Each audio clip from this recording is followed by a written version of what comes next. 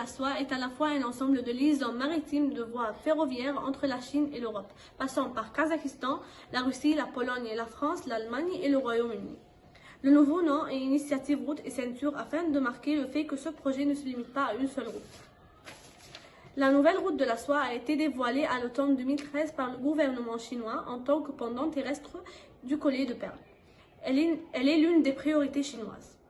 Ce projet englobera 68 pays représentant 4,4 milliards d'habitants et 40% du PIB mondial. Et pour savoir plus à propos de ce projet, nous avons avec nous Li de Pékin. Je vous entends, Li. La nouvelle route de la soie est peut-être une idée chinoise, mais les opportunités et les bénéfices appartiennent au monde entier. Un avenir meilleur pour l'Asie et le monde. D'accord, Lee, merci beaucoup. Et maintenant, on a avec nous Kate à New York. Puis, Kate, je vous entends. En fait, nous sommes contre ce projet qui conduira à une influence géopolitique grandissante sur l'Europe et le monde, soit une hégémonie sur le commerce et l'économie mondiale, surtout que quand China investit, Paris a tendance à confier ces projets à des entreprises chinoises, 96% d'entre eux au niveau mondial. Merci Kate, mais je pense que Karaja à Istanbul a un autre point de vue. Je vous entends, Karaja. Pour nous, les Turcs, c'est un projet très bénéfique. En fait, la Turquie aura une grande importance grâce à son emplacement stratégique. La Chine va être le point de début, la Turquie le carrefour et l'Europe la destination finale. La Turquie a été donc intéressée dès les débuts. Le projet en attire l'investissement chinois direct, ce qui est bénéfique pour l'économie turque. Merci bien, Karaja. Et je pense aussi que Federico à Rome a le même point de vue que le vôtre. Je vous entends, Federico. Notre objectif avec cet accord est de commencer à rééquilibrer une disproportion qui fait qu'il y a tant de Made in China qui vient en Italie et trop peu de Made in Italy qui vient en Chine. Mamma mia, Santa Maria. Merci beaucoup, Federico. Et on a aussi Katharina de Berlin qui va nous parler de son point de vue. Je vous entends, Katharina. En fait, nous sommes comme nos voisins, la France et la Grande-Bretagne, qui n'ont toujours pas signé la déclaration. Le projet manque pour nous de transparence et de règles de jeu équitables.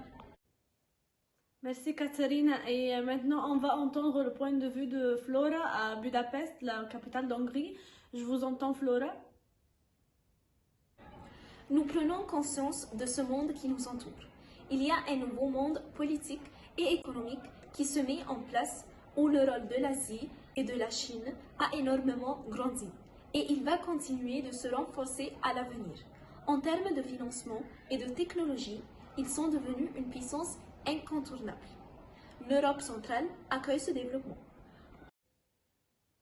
Merci beaucoup Flora. Et maintenant on a avec nous Dimitri à Moscou qui va nous parler du point de vue de la Russie à propos de ce projet. Je vous entends, Dimitri.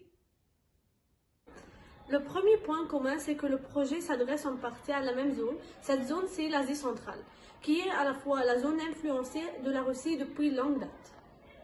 Tout au début, la Russie était un peu méfiante en 2013, quand l'annonce est faite par le président chinois sur le lancement du projet, et la Russie ne manifeste pas d'enthousiasme. Mais en mai 2015, il y a la signature de l'accord sur la coordination entre le projet russe de l'Union euro-asiatique et le projet chinois des routes de la soie. Merci Dimitri. Et maintenant, on a avec nous Émilie à Paris qui va nous parler de son point de vue. Je vous entends, Émilie. Si les investisseurs ne viennent que pour avoir accès aux meilleures technologies, sans que cela puisse profiter ni à la France, ni à aucun autre pays européen, ils ne sont pas les bienvenus. Vous avez vos intérêts stratégiques, nous le comprenons très bien. Mais nous, Français, nous avons aussi ces intérêts stratégiques. Merci pour toi, Émilie. Et maintenant, Lee, est-ce que tu as quelque chose d'autre à dire? La Chine ne fait pas de manœuvre géopolitique. Elle ne cherche pas à exclure et n'impose aucune transaction commerciale aux autres pays.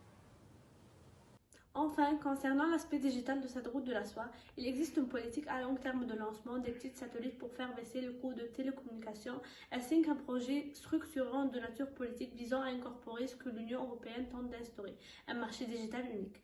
Il s'agit notamment de prendre le pas sur le système de câblage existant en surplombant les installations européennes par un nouveau réseau qui suivra les voies ferroviaires. C'est pour cela qu'on peut observer qu'il y a des pays qui sont pour ce projet, ils voient que ce projet est bénéfique pour eux et d'autres non, comme le cas par exemple des États-Unis américains. Merci à tous et bonne soirée.